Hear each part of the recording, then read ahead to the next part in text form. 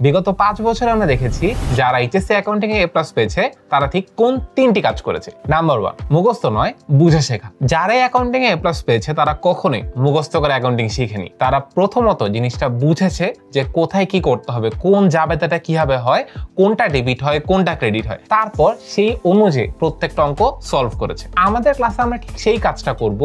তোমাকে একদম বেসিক থেকে বুঝাই দিব যে অ্যাকাউন্টিং এ কোন জিনিসটা কেন হচ্ছে, কিভাবে হচ্ছে, যাতে করে কোনো একটা প্রশ্নে তোমাকে যদি অঙ্ক ঘুরায় দেওয়া হয় তুমি কনফিউজ হবে না, বরং বুঝে বুঝে সেই অঙ্কটা সলভ করতে পারবা। নাম্বার 2, যারা A+ পেয়েছে তারা কিন্তু শুধু শিখেই নিজেকে সীমাবদ্ধ রাখেনি, যা শিখেছে তা নিয়মিত প্র্যাকটিস করেছে। আমাদের ক্লাসে আমরা এই প্রবলেমটা কিভাবে সলভ করব। প্রথমত ক্লাসে তো একদম প্রত্যেকটা জিনিস বুঝিয়ে বুঝে শেখাবো। এরপর তোমার জন্য থাকবে daily exam, monthly exam. Class শেষ করে থাকবে তোমার জন্য একটা ডেডিকেটেড HW, এবং আমরা প্র্যাকটিস করব কোন ধরনের ম্যাথগুলো বোর্ডে যেই ক্যাটাগরির প্রশ্নগুলো তোমাদের আসে আমরা সেই সব ক্যাটাগরির প্রশ্ন তোমাদেরকে প্র্যাকটিস করব।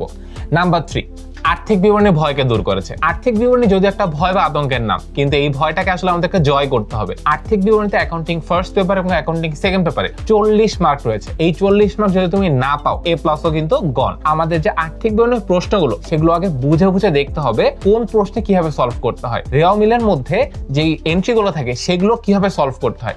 এরপর সমন্বয় যে দাখিলাগুলো থাকবে সেই প্রত্যেকটা দাখিলা আমরা স্টেপ বাই স্টেপ ভেঙে ভেঙে সলভ করব। বিগত বছরগুলোতে বোর্ডে যত ধরনের সমন্বয় আছে প্রত্যেকটা সমন্বয় আমরা লিস্ট করব।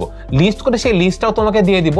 এই তিনটি কাজ করলে তুমি খুব সহজেই এইচএসসি অ্যাকাউন্টিং এ A+ নিশ্চিত করতে পারবে। আর আমাদের অনলাইন ব্যাচে কিভাবে ভর্তি হবে? আমাদের অনলাইন ব্যাচে সর্বোচ্চ ডিসকাউন্টে ভর্তি হতে এখনই কল করো 16910 এই নম্বরে।